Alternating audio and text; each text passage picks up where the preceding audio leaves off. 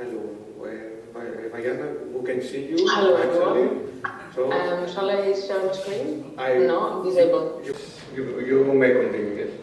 Great, awesome. So, hello everyone, my name is Vayanna Makri and I'm a PhD student at the Institute of Geoenergy in collaboration with the Technical University of Crete. And my presentation looks a bit different to all the previous ones, so I have a more generic and more experiential point of view.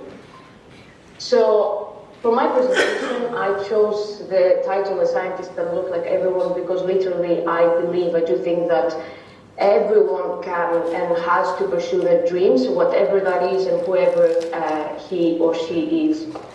So, while I was preparing the presentation, I actually was Googling and I was like, okay, there should be, I've heard about an international day. So did you actually know that there was an international day about young women and girls in science? And I think this is something that we should actually celebrate and think every 11th of February, and not only on this day, but generally every day for every woman out there. So, as I said, when I started doing this presentation, I started asking myself what the main reasons behind a girl liking science are there. So I came across and I concluded to some specific ones. Of course, everyone out there in this theater in Technical University of Crete right now might come across or imagine else factors, other factors. But these are the ones to which I concluded. So first are the parents. I think the parents are a very big of an influence. If you have parents who actually motivate you to make mistakes, try to do some experimental work, whatever that is, either in terms of like playing with your, not dolls, but like your games when you are young. I think that's a very big of a role. Second one are the available resources, either of your family or your school. Third, I think a very big part is the curriculum and lab work. So I think that people who actually during school they liked lab work, they were into, and the curriculum was helping them, I think are the ones that actually tried and understood what science was about and what they can actually find through that. So connection with teachers. Connection with teachers, believe me, and I think all of you have the same opinion, with teachers and professors are one of the most important. I put it actually next to the parents. I think if you actually in your early stage of life have a good connection with teachers, they motivate you, they try to actually lift you up, I think this is the most important part. Then with all this comes motivation, and if you don't have the motivation, which probably at some point means you probably don't like something, but if you have the motivation and you have the confidence, or you actually take the confidence from all the previous factors, then I think this is all the reasons behind someone trying to achieve something, and in this case trying to achieve science or be included in science. So browsing the internet, I came across this metaphor, which I've also heard during a TEDx talk past year. And the metaphor is about the leaking pipeline. So many people try to actually correlate the number of women going into STEM, let's say STEM, and the number of women that actually end in a research position or in a STEM position in general. And you can see in the diagram, but there are a lot of leakages. I don't know if you can see my, let me put the laser pointer, and you can see a lot of leakages here. However, the whole metaphor actually focuses on the wrong point. Instead of focusing on the liquid itself, which of course as scientists would know that the liquid inside that pipeline is not uniform, is not single-phased, all the molecules are not the same, so you cannot have, let's say, a uniform distribution of that, neither a uniform leakage of that. So you need different patches to actually achieve a distribution and a flow through that.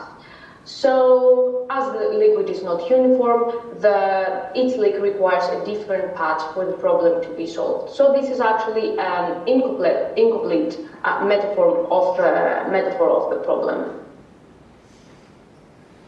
So I really like these slides because I think that if you hear across like the society, many women are characterized either as too emotional, aggressive, as overthinkers, or too weak. And I think that's something that most of you have heard. So I think sometimes I can find myself through there. I find myself too emotional sometimes or overthinking. But to be honest, of course, mental health is always a top priority for everyone, but with emotion and overthinking comes some clarity and comes passion about what you're doing. And I can actually correlate with that because I find myself sometimes overthinking after the lab or after the office, and this is actually the point where I get the most of the clarity and the reason, the core answer about what I'm actually looking for. So I do think that these characteristics are not bad, and they actually help, and more specifically in science or even in the energy sector, to understand the problem behind an issue or the core problem that you may face. So I'll take this here more personally, and as I said at the beginning, more experientially. So recently I had an informal chat with an ex-psychologist in Edinburgh. She was basically my landlord. So imagine we were sitting on this table. She was sitting here right next to me, and we were talking. So she asked me about my career. My career so far as a young geoscientist, what I've done, what dreams I want to pursue, and what do I actually believe about the geoscience field. So I started talking to her, and at some point she stopped me and said to me, you have to speak slower. She was very serious on that. You have to speak slower and speak clearer, because otherwise you won't be understood. And the world is male-dominated right now, and it will be for the next couple of years. So you need to be heard by everyone. So I will start, after this intervention, I started telling her my story. So, born in 1994, I went to my school years in Athens, high school, and I started my bachelor's in geosciences back in 2012.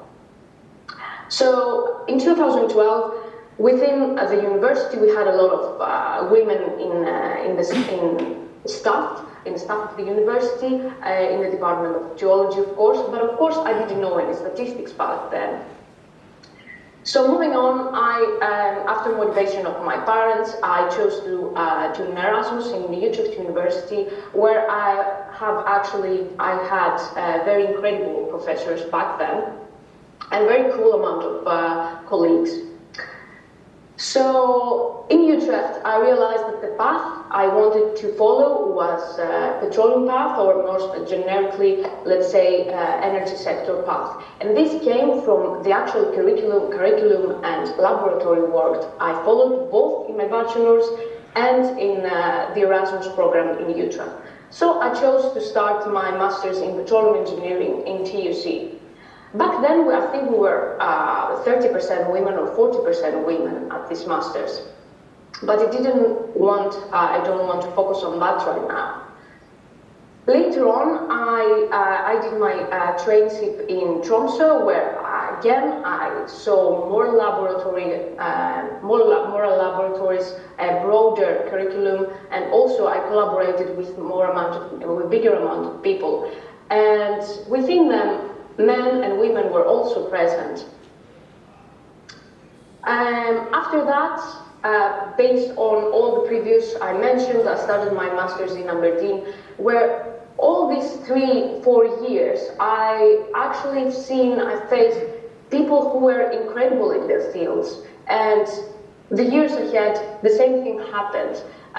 Either males or females were incredible on what they were doing, either with kids or not. And of course, you will tell me, if you are in such a position, you are incredible in what you're doing. And I would agree. So after that, I got offered a PhD position here in Hanya, and when I reached this stage, I was actually in this part here in 2021. I mean, reaching this stage in the conversation with my ex-landlord, with Liz, and I was a trainee in an industry company in energy focused in Edinburgh. So having this conversation, she basically asked me. She stopped me being, okay, why did you choose the geosciences? And how do you feel about a girl being in a PhD position?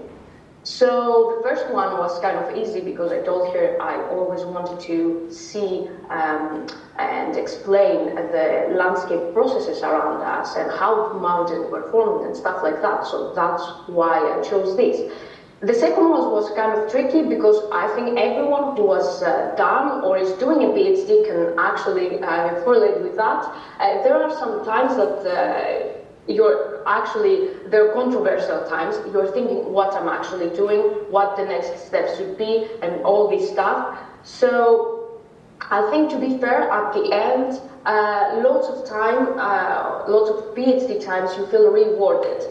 And even your thoughts or the research that you put into it, if you have passion about something, then either male or female, if you have the motivation and of course the support from the society, of which thankfully I feel that I do have it right now, you will proceed and you will achieve what you want to achieve. So overall I feel happy about it, but after this paragraph she took a moment thinking, and she told me that every scientist, young or not, has these type of thoughts during a PhD, especially during a PhD. But should you like what you're doing, you have the chance, and you had the chance of studying that, you can just abandon it. You have to try for what you actually want to. So I moved forward. This was our discussion then. I think I totally agree with her. After 2021, then I continued pursuing my dreams, and I've been a visitor in to universities, to institutes here in the UK the past year, doing parts of my PhD actually, and this is where I'm located at right now. So, flying a bit back, looking at the factors that I firstly thought are the first factors affecting someone pursuing such a career, I feel that I had the chance to have some amazing parents who supported me and made me learn through my mistakes. I had seen several curriculums and tried several laboratory works, and I've been in several laboratory environments, which I do really believe it's very, very helpful. I had a really good connection with teachers and professors and people who actually boosted you in order to achieve what you want, and they helped you through this, whatever that is, laboratory experiment, your research work, whatever. So all this confidence and motivation came through all this, and throughout my career so far, I haven't seen any, let's say for me, or at least personal experience, any discrimination myself with people I closely work. So I don't know if that's a good selection of people, but at least I haven't faced that within these environments. So within the past few years, seeing all these environments, and academic or not, within the energy sector, mainly or not mainly within the wider area of Europe or European Union, I can say I've seen some very powerful women. Some of them had, because previous speakers have mentioned that. Some of these women are were very powerful and all very intelligent. I can assure you about that. And most of them had kids. I haven't been into that much detail. I think only one of them did not have, and I only mention that because I've seen it has been mentioned in previous presentation, and I do really think that society right now is not discriminated, but does not help a lot these women that have kids, or the parents that have kids, especially in specific countries. Anyway, you can see here on the histogram that the women's representation in the energy sector has risen the past 3 years from at least in Europe, and whereas in the Middle East, as previous presenters have also mentioned, in the Middle East and Asia Pacific we have low percentages or even decrease. So, as previous presenters, of course, we have overlaps all the time since talking about women in energy and gender equality. You can see this actually very, very clear that women actually prefer industries or environments that are less tough, let's say. So you have oil and gas industry with only 22% in women, and health and social work comes up to 75%. And this is something that up to a point I do understand, because, for example, construction. If you imagine a construction site on the street, you will not imagine a woman like climbing all these buildings. But of course, oil and gas and manufacturing and public administration, for example, are fields that whoever actually wants, they should be able to pursue their dreams and get included in this specific field. So here we have included me and Miss Talaru, Miss Liana Talaru. We've included some statistics, and the reason, or what I was thinking before putting all these statistics inside this presentation, was a conversation I had with a postdoc student here in the office. He was basically telling me, he's a postdoc in geosciences, and he's teaching geology in the petroleum engineering master course here. So he basically told me that within the introductory course, he went for his first lecture, and he was very surprised that only 2 of the students were women. So we started discussing that after Brexit, all the students actually, except from the British ones, are international, people who can actually be funded. So internationals in this masters were only people from Africa and people from Asia. So the whole conversation actually was oriented towards the fact that there are specific cultures that actually do not allow, in brackets, allow women entering that kind of fields. So it's not very common in specific countries around the globe to have women in engineering, for example, or in another STEM field. So I'm pretty happy that's not exactly the case here or there in Greece. So you can see here that we have female students back 2010 represented by orange and 2020 by yellow. In the Education and the Geology Department of the National University of Athens. So although we have kind of small, let's say, percentages, around 35 to 40 maximum percent in the Geology Department, you can see that the male correspondence in the Education Department has risen the past years. So going towards the professors per university, you can see that yes, female percentage or proportion is not that big. It actually rises up to 40% maximum, with the Technical University of Crete reaching only like 17% or so. And this is in good correlation with what Professor Sammatakis said previously. So here in the University of Aberdeen, you can see even in the UK that as Scandinavian countries they started working a lot on gender equality the past few years, you can still see that in the engineering department the females are only up to 20%, whereas in the geosciences a bit more, and social sciences even more. So I've included some statistics with Nigeria here, seeing again almost the same percentages. And here some more familiar statistics of males vs females in master courses in the Technical University of Crete. So you can see the first on the left-hand side, this histogram, this bar chart, represents the females vs males that were entering the Masters Geotechnology and Environment in TUC. And you can see a wide range, or let's say you can see an increasing trend of female, not a very clear one, but still starting with 20 almost percent or 30, reaching up to 50 or 60% sometimes. On the other hand, the Master's Petroleum Engineering, which I was also undertaking back in 2017, I told you it was almost 40%, that it is 40%. The percentages range within 30 to maximum 58% or 55%. So I don't have a reason behind that.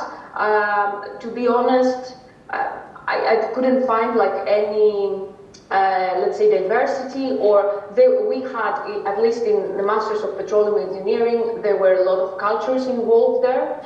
So even from Asia, you could see women coming and studying Masters in Petroleum Engineering.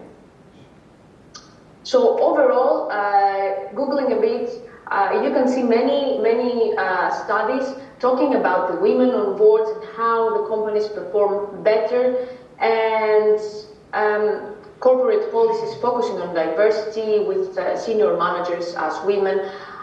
I feel that deep inside, that's something that it shouldn't be actually stated. That's something that in my ears is normal to hear. Not it's normal to hear that women actually on board seem to perform better, but this should be a normal thing around, to have women on board, instead of, okay, look, we have more women here, we have to celebrate that. I think that's something that should be normal, and we're talking about 2022 right now. So this was my experiential presentation, and I'm gonna end with the perks of being a young woman or a young person, let's say in general, in the energy sector. So you get the chance to work with pretty amazing people out there. You get the chance to visit new places around the globe and work from different environments that actually form you as a person and as a scientist. And that's all for me. Thanks for your attention.